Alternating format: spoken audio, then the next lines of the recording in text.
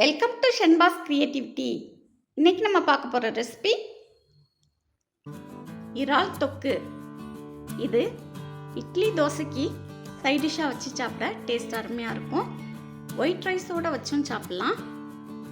ப்ரானில் கூட ரிமூவ் பண்ணிவிட்டு அதில் இருக்க நரம்பை க்ளீன் பண்ணி எடுத்துருங்க. உப்பு மஞ்சள் தூள் கொஞ்சோண்டு சேர்த்துட்டு ப்ரான் முங்குற அளவுக்கு தண்ணி ஊற்றி அரை மணி நேரம் மூடி வச்சுருங்க. அரை மணி நேரம் கழித்து அந்த தண்ணியை ரிமூவ் பண்ணிவிட்டு 2 தடவை நல்லா கழுவி எடுத்துருங்க. கழுவுன ப்ரானை கண்ணுச்சட்டியில் போட்டு தண்ணியை வடிச்சிருங்க. ப்ரான் ஒரு சீ ஃபுட்டு. ப்ரானை நம்ம டயட்டில் சேர்க்கும்போது நமக்கு நிறைய ஹெல்த் பெனிஃபிட்ஸ் இருக்குது. ப்ரானில் ஒமேகா 3 ஃபேட்டி ஆசிட்ஸ் இருக்கிறனால ஹார்ட்டுக்கு ரொம்ப நல்லது. இப்போ ப்ரானை க்ளீன் பண்ணி எடுத்துட்டோம். ஒரு பேனில் 1 குழிக்கரண்டி அளவு நல்லெண்ணெய் ஆட் பண்ணிக்கோங்க. எண்ணெய் காஞ்சதும் 2 பெரிய வெங்காயத்தை பொடியாக கட் பண்ணி அதோட ஆட் பண்ணிக்கோங்க.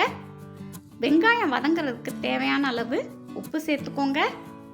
உப்பு சேர்த்து வதக்கும் போது வெங்காயம் சீக்கிரமாகவே வதங்கிரும். வெங்காயம் நல்லா வதங்கின பிறகு 2 பெரிய தக்காளியை பொடியாக கட் பண்ணி அதோட ஆட் பண்ணிக்கோங்க. ப்ரானில் கால்சியம், மெக்னீசியம், பாஸ்பரஸ் போன்ற மினரல்ஸ் அடங்கியிருக்கு. இது போன் ஹெல்த்துக்கு ரொம்பவே உதவியாக இருக்குது.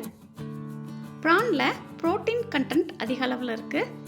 இந்த டிஷ்ஷுக்கு தேவையான அளவு உப்பு சேர்த்துக்கோங்க. மஞ்சள் தூள் 1 டீஸ்பூன், சீரகத்தூள் 2 டீஸ்பூன், மல்லித்தூள் 2 டீஸ்பூன்,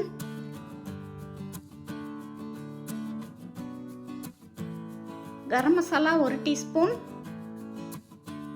மிளகுத்தூள் 1 teaspoon, Kashmiri chilli powder 2 table spoon. அடுப்பை மீடியம் ஃப்ளேமில் வச்சுட்டு இதை நல்லா வதக்கிக்கலாம். ஆன்டி ஆக்சிடென்ட் பண்புகள் ப்ரானில் நிறைவாக இருக்குது. விட்டமின் B12 ப்ரானில் நிறைஞ்சிருக்கு. வெங்காயம், தக்காளி நல்லா வதங்கணும். மசாலாவோட பச்சை வாசனையும் நல்லா போகிற வரைக்கும் நம்ம வதக்கிக்கலாம். இதில் கொஞ்சம் தண்ணி ஆட் பண்ணிவிட்டு மூடி போட்டு 10 நிமிஷம் குக் பண்ணிக்கலாம். 10 நிமிஷம் கழித்து நம்ம திறந்து பார்த்தோம்னா வெங்காயமும் தக்காளியும் நல்லா மசிஞ்சு மசாலாவோட பச்சை வாசனை எல்லாம் போயிருக்கும்.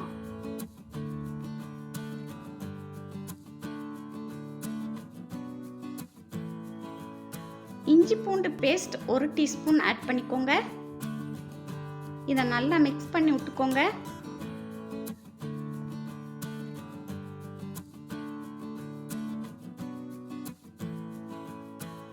இப்போ இதில் க்ளீன் பண்ணி வச்சிருக்க ப்ரானை ஆட் பண்ணிக்கோங்க. நான் யூஸ் பண்ணியிருக்க மசாலாவோட அளவு 1/2 கிலோ ப்ரானுக்கு சரியாக இருக்கும். நீங்கள் யூஸ் பண்ணுற ப்ரானோட அளவுக்கு தகுந்த மாதிரி மசாலாவை கூட்டியோ குறைச்சோ ஆட் பண்ணிக்கோங்க. இதில் தண்ணி எதுவும் சேர்க்க வேண்டாம். இதை நல்லா கலந்து விட்டுக்கோங்க. ப்ரான் சீக்கிரமாகவே வெந்துடும். ரொம்ப நேரம் வேக வச்சிங்கன்னா ரப்பர் மாதிரி வழுத்துக்கிடும், சாப்பிட நல்லா இருக்காது. அதனால் 4 நிமிஷம் மூடி போட்டு வேக வைங்க.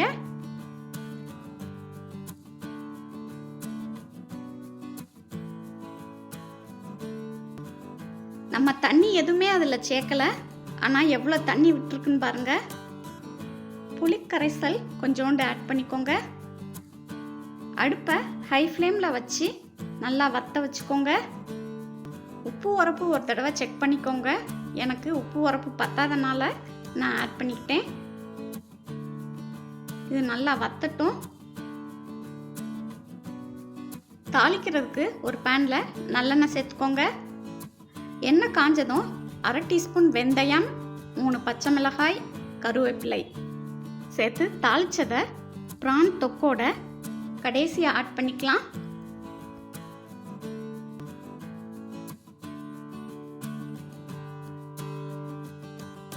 ப்ரானில் அயோடின் கண்டென்ட் நிறைவாக இருக்குது. இது தைராய்டு ஹார்மோன் செக்ரீட் ஆக ரொம்பவே உதவியாக இருக்குது. ப்ரானில் செலினியம் அப்படிங்கிற சத்து நிறைவாக இருக்கிறனால அது பிரெயின் ஹெல்த்துக்கு ரொம்பவே ஹெல்ப் பண்ணுது. இப்போ தாளிச்சதை இதோட சேர்த்துக்கோங்க. அடுப்பு ஆஃப் பண்ணிட்டு மல்லித்தலை ஆட் பண்ணிக்கோங்க. ப்ரானில் ஆன்டி ஆக்சிடென்ட் பண்புகள் நிறைவாக இருக்குது. ப்ரானை நம்ம டயட்டில் சேர்க்கும்போது ஸ்கின் மற்றும் ஹேர் ஹெல்த்துக்கு ரொம்பவே ஹெல்ப் பண்ணுது. ப்ரான் தொக்கு அருமையாக ரெடி ஆயிடுச்சு. நீங்களும் இந்த ரெசிபி உங்கள் வீட்டில் கண்டிப்பாக ட்ரை பண்ணி பாருங்கள். இது வரைக்கும் நம்ம சேனலை சப்ஸ்கிரைப் பண்ணாதவங்க மறக்காமல் சப்ஸ்கிரைப் பண்ணி வச்சுக்கோங்க. தேங்க்யூ.